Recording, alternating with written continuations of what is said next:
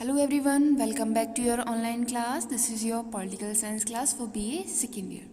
Today topic is Houses of Commons in British Parliament. British संविधान में लोक सदन. प्रीवियस क्लास में हमने ब्रिटिश पार्लियामेंट पढ़ा था और उसी में हमने हाउस ऑफ लॉर्ड्स कवर करा था. इसकी ब्रिटिश पार्लियामेंट के 3 पार्ट्स होते हैं: president, House of Commons and House of Lords. ठीक है, प्रेसिडेंट हम कवर कर चुके हैं, हाउस ऑफ लॉर्ड्स हमने पढ़ लिया है. इस क्लास में हम हाउस ऑफ कॉमन्स पढ़ेंगे, लोक सदन. ओके, जैसा कि कहा जाता है ब्रिटिश शासन व्यवस्था में संसद की प्रभुसत्ता, sovereignty of the parliament means जो पार्लियामेंट है उसके पास बहुत सारी पावर है, लेकिन एक्चुअल में वो किसकी पावर होती है? वो लोक सदन की पावर होती है. ओके, जैसा कि सर रॉबर्ट वालपोल ने कहा है, जब कोई मंत्री संसद से परामर्श लेता है, एडवाइस लेता है, तो वो लोक सदन में ही परामर्श लेता है. और जब प्रेसिडेंट पार्लियामेंट को विघटित करता है तो वह लोक सदन को ही विघटित करता है. ओके, तो इट मीन्स जो सारी पावर है वो एक्चुअल में किसके पास है? लोक सदन के पास, हाउस ऑफ कॉमन्स के पास. ओके, इसमें आपकी फर्स्ट हेडिंग है composition of the house of Commons, लोक सदन की रचना. किस तरह से ये फॉर्म हुई है? इसमें फर्स्ट हेडिंग है आपकी सदस्य संख्या, नंबर ऑफ मेंबर्स. कितने मेंबर्स होते हैं इसमें कुछ फिक्स नहीं है, टाइम टू टाइम चेंज होता रहता है. ठीक है, अगर हम प्रेजेंट की बात करें तो इसमें 646 इस समय इसके मेंबर हैं. जो भी डिवाइड है कि कहाँ कहाँ से लिए जाएंगे, तो ये ब्रिटेन से 529, स्कॉटलैंड से 59, वेल्स 40 और उत्तरी आयरलैंड से 181. ठीक है, और 2 सेंचुरी से स्कॉटलैंड के जो रिप्रेजेंटेटिव हैं उनकी संख्या 72 थी और अब ये घटाकर कितनी कर दी गई है? 59. ठीक है, तो टाइम टू टाइम इनमें चेंज होता रहता है.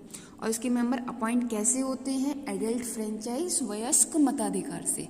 इट मीन्स जो इंसान 18 ईयर्स की एज कंप्लीट कर लेगा वो वोट देगा, है ना, और इन्हें रिप्रेजेंटेटिव चुनेगा. ठीक है, पहले वहाँ पर भी वोट डालने की एज 21 ईयर्स थी, लेकिन 1969 में एक एक्ट आया था जिसके अनुसार अब इनकी जो एज है वो 18 ईयर्स कर दी है.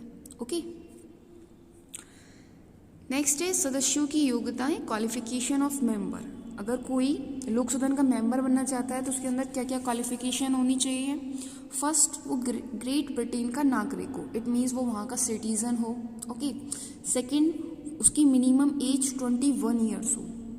वोट डालने की एज 18 ईयर्स है और लोक सदन हाउस ऑफ कॉमन्स का मेंबर बनने की एज 21 ईयर्स है. ओके, और जो वो वोटर लिस्ट में उसका नाम हो. ओके, और वह देश की प्रति निष्ठा की शपथ लेने के लिए तैयार हो. ओके, तो ये सब इसकी योग्यताएं हैं. और अब हम देखेंगे कि इसकी बैन क्या क्या है, मतलब क्या होने पर आप इसके मेंबर नहीं बन सकते. अगर कोई व्यक्ति लॉर्ड सभा का मेंबर है तो वो लोक सदन के लिए क्वालिफाई नहीं करता. ठीक है, या फिर जो व्यक्ति उत्तरी आयरलैंड, इंग्लैंड तथा स्कॉटलैंड चर्च का पादरी हो, है ना, या फिर रोमन कैथोलिक चर्च का पादरी हो, तो वो भी लोग इसके लिए क्वालिफाई नहीं करते. जो स्कॉटलैंड या ब्रिटेन का पीयर हो, है ना, या फिर कोई जो सरकारी पोस्ट पर हो या सरकारी रूप से उसे कोई ऐसी पोस्ट पर है जिससे उसे सरकार की साइड से लाभ मिल रहा है, तो वो लोक सदन के लिए इलेक्शन नहीं लड़ सकता. ओके, नेक्स्ट, निर्वाचन पद्धति की समीक्षा, रिव्यू ऑफ इलेक्टोरल सिस्टम. अब आप देखेंगे कि सरकार किसकी बनती है? जो गवर्नमेंट है, जो रूल करती है गवर्नमेंट, वो किसकी बनती है? जिसको बहुमत प्राप्त होता है, मतलब वोट की मेजॉरिटी मिलती है. ठीक है, लेकिन एक्चुअल में होता क्या है? जो इंसान जीतता है वो कंपैरिजन टू अदर वोट्स, जैसे आप देखोगे अगर हम 5 उम्मीदवार खड़े हैं, 5 कैंडिडेट, और हम देखिए जो उम्मीदवार जीता है उसे सिर्फ 30% वोट मिला है और वो जीत गया, तो इट मीन्स जो 70% टोटल वोटर्स हैं वो उसके फेवर में नहीं है, लेकिन वो अपनी सरकार बना रहा है ना. तो इसलिए इसकी कई बार इसको क्रिटिसाइज किया जाता है ना, और डिमांड की जाती है कि आनुपातिक प्रतिनिधित्व की पद्धति लाई जाए, जिसका राष्ट्रपति और उपराष्ट्रपति का इलेक्शन होता है ना. लेकिन इसमें भी अपनी कुछ बुराइयां हैं, तो इसलिए इसकी ये समीक्षा चलती रहती है. ओके, नेक्स्ट, सदस्यों के वेतन और भत्ते, salary and allowances of member. जो लोक सदन के मेंबर होते हैं उनकी सैलरी 1912 से पहले नहीं दी जाती थी, 1912 से पहले नहीं दी जाती थी, ठीक है। लेकिन फिर 1912 से ये स्टार्ट हुई और इन्हें पर ईयर 400 पौंड की धनराशि मिलने लगी। पौंड वहाँ की करेंसी है, ओके। इस सैलरी में टाइम टू टाइम चेंज होता रहा है ना, बढ़ती रही। 1995 से इनकी जो सैलरी है वो 33,189 पौंड पर ईयर करती है, 33,189 पौंड पर ईयर प्रति वर्ष, ओके। और जो इंसान 10 साल तक इसका मेंबर रहेगा उसके लिए पेंशन की भी व्यवस्था है। 65 साल की आयु पूरी होने पर उसे पेंशन मिलने लगती है, ठीक है। और अलग से भी बहुत सारी फैसिलिटीज़ मिलती हैं, जैसे वो कहीं पे भी जाएगा तो उसको किराया नहीं देना पड़ता है, ठीक है। जो अगर उसे ट्रैवल करना है तो वो भी फ्री होता है, ठीक है। इनको स्वतंत्रता क्या क्या मिली हुई है, इन्हें कहीं पर भी लेक्चर देने की परमिशन है, भाषण दे सकते हैं, है ना। और जब अधिवेशन चल रहा है तो उनके विरुद्ध कोई कार्रवाई नहीं की जा सकती, ना 40 दिन पहले तक कोई कार्रवाई नहीं की जा सकती और ना 40 दिन बाद तक, ठीक है। नेक्स्ट, ये जो इनकी मीटिंग्स होती हैं उस पर ये गुप्त कार्रवाई कर सकते हैं, मतलब ये प्राइवेटली उसकी जो भी कार्रवाई होती है उसको प्राइवेट रख सकते हैं, मीन्स किसी से शेयर ना करें, ठीक है। नेक्स्ट है टेन्योर, कार्यकाल। इनका कार्यकाल कितना होता है? 5 वर्ष। कोई पर्सन अगर वो लोक सदन का मेंबर बनता है तो वो 5 ईयर्स के लिए अपॉइंट होता है, ठीक है। और इस टेन्योर को बढ़ाया भी जा सकता है अगर कोई इमरजेंसी है, जैसे वर्ल्ड वॉर हुआ था, है ना, तो उस टाइम इसको बढ़ाया गया था। और कई बार इसको टाइम से पहले भी हटा दिया जाता है, कैंसिल कर दिया जाता है, ठीक है। ये सब स्पेशल सिचुएशंस में होता है। Next, officers of the house of the Commons, लोक सदन के पदाधिकारी। पदाधिकारी कौन होते हैं? ऑफिसर जो हाई पोस्ट पर हो। तो इसका जो सबसे प्रमुख ऑफिसर होता है उसे अध्यक्ष कहा जाता है, ठीक है। जैसे नवीन संसद के निर्माण के बाद, मीन्स जब से न्यू पार्लियामेंट बनी है तब से लोक सदन के सदस्यों द्वारा निर्वाचित किया जाता है, मीन्स उसका इलेक्शन होता है और उस इलेक्शन में कौन पार्टिसिपेट करते हैं? Member of houses of Commons, ठीक है। इनका वर्क क्या होता है? लोक सदन का अधिवेशन और लोकसभा के साथ ही प्रारंभ होता है, मीन्स जो लोक सदन है और लोकसभा है दोनों का जो अधिवेशन है, सेशन है, वो साथ में ही स्टार्ट होगा, ठीक है। और ग्रेट ब्रिटेन में ये परंपरा भी है कि साल में एक बार तो एक अधिवेशन होना ही है। ये सदन की बैठकें वीक में 4 दिन चलती हैं, मंडे टू थर्सडे, ठीक है। और कब चलती है? 2:45 बजे, मीन्स 2:45 पर, ठीक है। और इसकी गण पूर्ति कितनी है? 40 मेंबर, मीन्स अगर कोई बिल पास होना है तो कम से कम 40 लोग लोक सदन में प्रेजेंट होने चाहिए, ठीक है। उनके फेवर में होंगे तभी वो बिल पास होगा, ओके। नेक्स्ट, स्पीकर, लोक सदन का अध्यक्ष। अब लोक सदन के लिए एक अध्यक्ष होता है जिसे हम क्या कहते हैं? स्पीकर कहते हैं, ठीक है।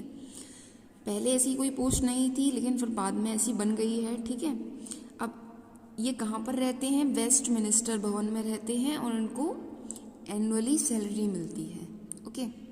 और जब ये रिटायर हो जाते हैं तो उसके बाद उनको पेंशन भी दी जाती है और पीयर पोस्ट भी प्रदान की जाती है, ठीक है। इनका इलेक्शन कैसे होता है? ये निर्दलीय होते हैं, मीन्स किसी भी पार्टी के मेंबर नहीं होते, है ना, और निष्पक्ष होते हैं, ना ही किसी के फेवर में होते हैं, ठीक है। इसलिए स्पीकर ऐसा होता है जिसको मेजॉरिटी वोट की मेजॉरिटी प्राप्त है ना, जिसकी सरकार है वो भी उसके फेवर में होगा और जो विरोधी दल है, अपोजिशन लीडर्स हैं, है ना, वो भी इनके फेवर में होंगे। तो लोक सदन का स्पीकर ऐसा होता है जो सबकी स्वीकृति से बनता है, ठीक है। अब इनके पास भी बहुत सारी पावर होती हैं, जैसे ये लोक सदन का सभापतित्व करता है ना, इनकी मीटिंग वगैरह देखता है, जो भी काम वगैरह होते हैं वहाँ पर, है ना। और वाद विवादों का संचालन करता है, वहाँ पे कोई भी आर्ग्यूमेंट्स होता है ना, उसको रोकने का काम, उसको किसी तरह हैंडल करने का काम वो भी स्पीकर का होता है ना। और जो मीटिंग्स होती हैं इनके बीच में डिसिप्लिन मेंटेन करना, वो सब काम लोकसभा स्पीकर का है। नियमों की व्याख्या करनी है, जो रूल्स हैं वहाँ के, उनका एक्सप्लेनेशन कौन करेगा? स्पीकर, ठीक है। और कोई बिल, फाइनेंशियल बिल है या नहीं, कोई विधेयक, वित्त विधेयक है या नहीं, ये फाइनल करने का राइट सिर्फ लोक सदन के स्पीकर को है, ठीक है। नेक्स्ट देखिए, power of the house of Commons. अब लोक सदन की शक्तियाँ क्या क्या हैं? जैसे अभी हमने पढ़ा सारी पावर्स लोक सदन के पास ही हैं, लोकसभा के पास बहुत कम पावर है ना। जो संसद की संप्रभुता का नाम दिया जाता है वो एक्चुअल में लोक सदन की संप्रभुता होती है। संप्रभुता मीन्स सारी पावर, ओके। तो इसमें फर्स्ट है लेजिस्लेटिव पावर्स, विधायी शक्तियाँ। ब्रिटिश संसद 2 सदन से बनी है, लोक सदन और लोकसभा, लेकिन जो सारी पावर हैं, जो भी कानून वगैरह बनते हैं वो किस में बनते हैं? वो लोक सदन में ही बनते हैं। यही कानून बनाती हैं, उन्हें कैंसिल भी यही करती हैं, है ना। और कुछ चेंजेस करना है तो वो भी यही करती हैं। 1911 से पहले दोनों को पावर प्राप्त थी, दोनों हाउसेस को, लेकिन अब लोक सदन के पास ज़्यादा पावर है। नेक्स्ट फाइनेंशियल पावर्स, वित्तीय शक्तियाँ। जैसा कि मैंने अभी आपको बताया, कोई विधेयक है या नहीं है, लोक सदन का स्पीकर ही फाइनल करता है ना। तो वित्तीय रिलेटेड मीन्स पैसों से रिलेटेड जितनी भी शक्तियाँ हैं वो इन्हीं के पास हैं, ठीक है। अगर कोई भी फाइनेंशियल मैटर है तो ऐसे बिल सबसे पहले लोक सदन में ही पेश होंगे, ठीक है। और लोकसभा के पास उनके इस मैटर से रिलेटेड बहुत कम पावर है। अगर इन्होंने कोई वित्त विधेयक मीन्स फाइनेंशियल बिल पास कर दिया है तो लोकसभा में वो 1 मंथ तक रहेगा, ठीक है। अगर उन्होंने फर्स्ट मंथ पर उस पर अपनी स्वीकृति नहीं दी तो वो बिना उनके अप्रूवल के ही पास मान लिया जाएगा, okay. Next one is executive powers, कार्यपालिका शक्ति। कार्यपालिका शक्ति सबसे ज़्यादा लोक सदन के पास ही है। क्यों? क्योंकि कार्यपालिका लोक सदन के प्रति रिस्पॉन्सिबल होती है, उत्तरदायी होती है। लोक सदन टाइम टू टाइम उनसे क्वेश्चन करके उनकी जानकारी लेता रहता है वो किस तरीके से काम कर रहे हैं, ठीक है। तो आप देखोगे तीनों फील्ड में जो सबसे ज़्यादा पावर है वो लोक सदन के पास ही है, ओके। और जो लोकसभा है उसके पास इनसे रिलेटेड पावर बहुत कम है। नेक्स्ट क्लोजर, समापन। ये क्या होता है? जैसे कि हमने लोकसभा में पढ़ा था, वहाँ पे क्लोजर की कोई व्यवस्था नहीं है, लेकिन लोक सदन हाउस ऑफ कॉमन्स में इसका अरेंजमेंट है। क्लोजर होता क्या है? जैसे कि आपको पता है टाइम टू टाइम वहाँ पर बिल आते हैं और उन पर बहुत आर्ग्यूमेंट होती है ना। तो उस वाद विवाद को, आर्ग्यूमेंट को रोकने के लिए जिस प्रोसेस को अपनाया जाता है उसे हम क्लोजर कहते हैं, ठीक है। वाद विवाद को समाप्त करने के लिए जिस प्रक्रिया को अपनाया जाता है उसी को समापन कहते हैं। क्योंकि 1881 में आयरलैंड के ऊपर कम से कम 41 आवर्स का आर्ग्यूमेंट चला था, ठीक है। तो इस सबको देखते हुए आर्ग्यूमेंट कम हो, उनका टाइम बचे, इसलिए वहाँ पर समापन की व्यवस्था की गई है जिससे उनका जो समय बच सके, ठीक है। और इंग्लैंड में बहुत सारी समितियाँ भी बनाई गई हैं जिससे संसद का जो टाइम है, क्योंकि उनका टाइम बहुत कीमती होता है, बहुमूल्य होता है, तो वो सेव हो सके इसलिए वहाँ पे हर वर्ग के लिए कमेटीज़ बनाई गई हैं, ठीक है। आज का टॉपिक ये आपका कंप्लीट हो गया है। आई होप आपको ये क्लास अच्छी लगी होगी। Thank you for watching this class.